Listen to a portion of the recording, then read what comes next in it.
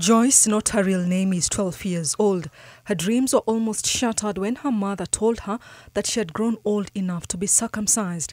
This, she learned, was meant to prepare her for marriage life. That was way back in March 2023. Mamangu alikuwa ameniambia lazima ukeketwe. Na mimi nikamwambia mimi siwezi keketwa. Nitaenda polisi. Akaniambia utakeketwa.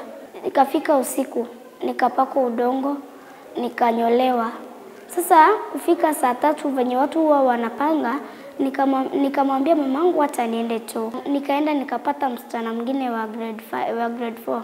Nikamwambia twende unipeleke nitoroke. Tukatoroka. Joyce sought refuge at a rescue center run by the Catholic Church.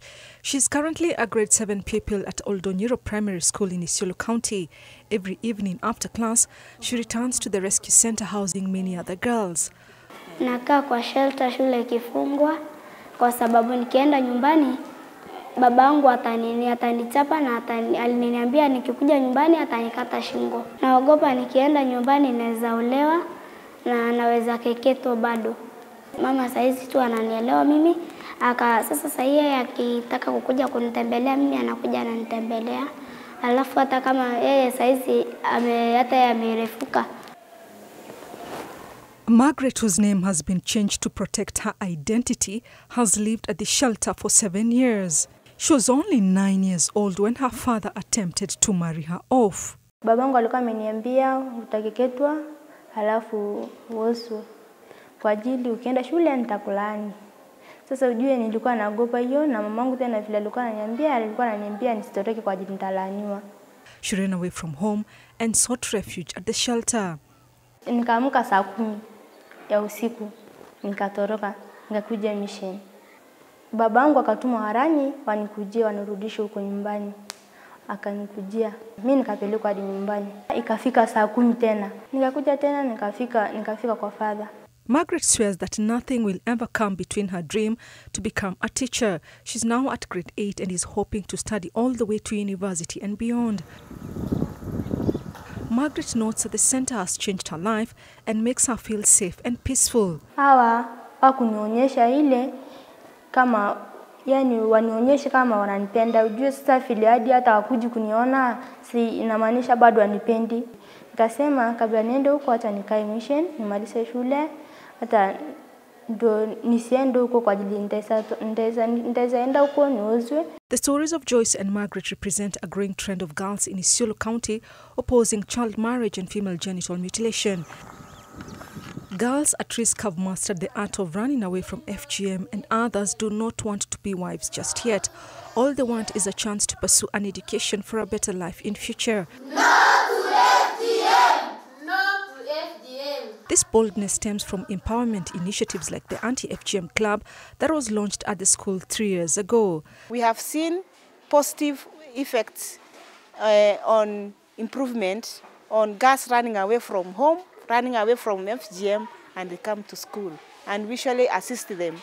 And we follow a certain procedure, which we include the administrators, police stations, chiefs, and village elders and the parents. The club has a membership of over 200 girls and boys members. The goal is to educate the pupils about the dangers of FGM and the legal prohibitions against it. Mimi nilirafika kwa sababu nilijua rights zangu, nikajua kuolewa ni mbaya na kukeketwa ni mbaya.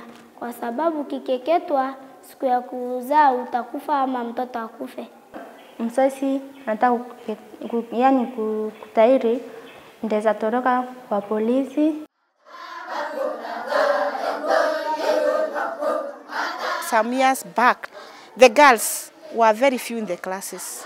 Some classes, girls are many than boys. We have an evidence in our office that girls have now realized their rights and they have run away from FGM and other bad practices from our community, even early marriage.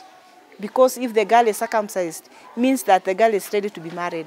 These anti-FGM clubs operate in 21 schools across the vast region.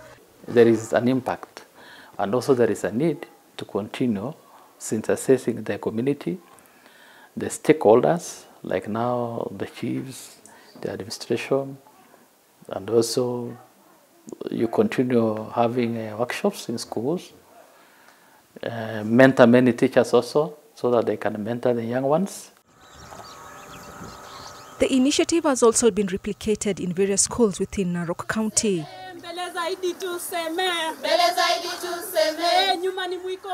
At Suswa Girls Secondary School, students have been taking part in a campaign against the practice, singing songs urging their parents to stop FGM and let them live their own lives freely. According to the data from the Kenya Anti FGM board, FGM prevalence in Narok County has reduced from 78% in 2014 to 51% in 2022. To further protect girls, an Anti FGM health club was initiated in 2021. Congratulations, madam. Yes, you become a grandma. The girls are using songs and drama to intensify the campaign against FGM and child marriage. We want people, even those that are not literate, those that never went to school, to get the message about FGM is not good, together with other harmful cultural practices. So we even do them in Maasai ways. We just use any language that can make people to get the message. Come in this house without that demon. Through this program, girls undergo leadership training skills that enable them to become advocates against FGM. They learn peer-to-peer support, decision-making and sexual reproductive health rights. The girls also learn their rights, the legal stance against FGM and its medical repercussions. When girls undergo a CAD, they really drop out of school because you are being told now you are a grown woman, you can perform a duty that your mother can do. So you are told you go, you look for a husband, or if you don't want to look for a husband, your parents themselves bring you a husband. We have seen a positive change because nowadays the school we don't record pregnancy cases at all. Especially this year we have been tested for pregnancy, but none of the girls was found to be pregnant.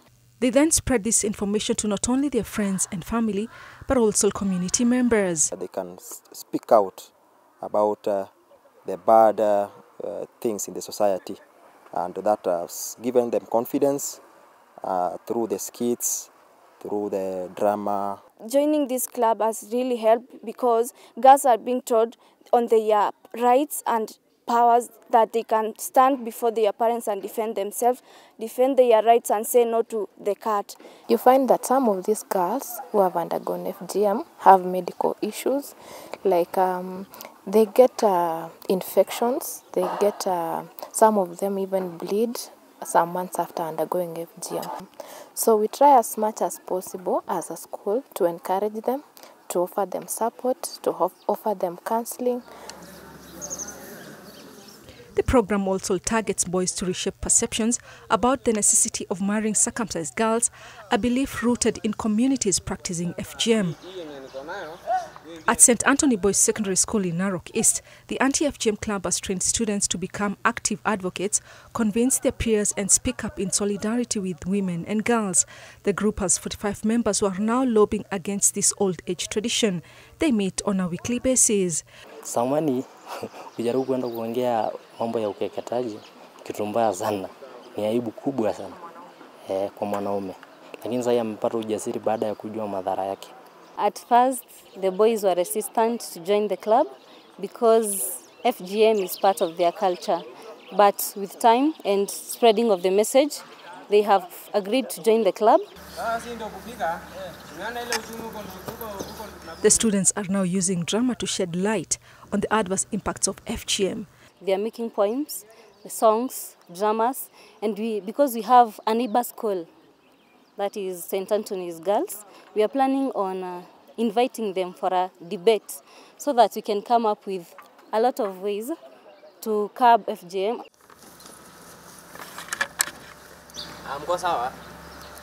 The involvement of men in the fight against the cat has therefore been a game changer. Given that FGM is a real issue within the local community, this is the club that is going to create awareness and education to the boys. We believe when they go back home, they will have this education and awareness to pass to the others in the villages. It's also important that we are attacking it from the men's side, because men are the opinion holders in the villages. So when we empower the men to be champions of anti-FGM in the villages, then we are sure it's going to have effects. Mila sa Maasai, uwezo wa msichana mwenye hajatahiri lakini sasa tumekataa juu tumejua madhara yake. Niko na masista wengi bado hajatahiri. Siwezi dhubutu kuoa msichana mwenye ametahiri, siwezi. Nikisaa kizazi changu siwezi taka msichana wangu ni mtahiri. The club seeks to empower and motivate young boys to become agents of change and to break the cycle of destructive cultural practices that continue to deprive the girl child her rights. Ukijaribu kuona tumeanza kutoa vikundi tofauti kama vijana kuelimisha jinsi ya kuacha ukeketaji wa wasichana tukitembea vijiji vyote. I want to see more men involved in the campaign so as to help us eradicate this thing in the community. The concept of anti-FGM clubs in schools was initiated by AMREF Health Africa in conjunction with Girl Generation and Action Aid. The program is currently active in 30 schools across Narok County, targeting both girls and boys' schools. We started this in 2021, and we started by, selecting a male and female teacher from the schools, and we train them so that they become patrons of the school, of the clubs. So when they come back to the school, they form the clubs. Despite the introduction of stiff penalties for offenders after FGM was made illegal in 2011, thousands of families still perform it, especially in rural areas. We've seen increase in knowledge and understanding of FGM. We've seen that attitudes and beliefs have also changed. We've had so many success stories about boys supporting the girls to escape FGM from their homes. So this is a very important intervention. But ma'am, we've had girls who've spoken up and have reported incidences where they have been at risk of FGM, and they've told the chiefs, the teachers, and the champions that they do not need to undergo, and that their parents are putting them under pressure to undergo FGM. It's the kind of intervention that is going to accelerate change among the young people.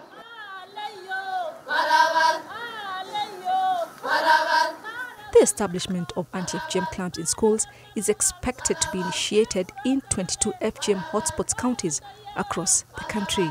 Rozongwe, NTV.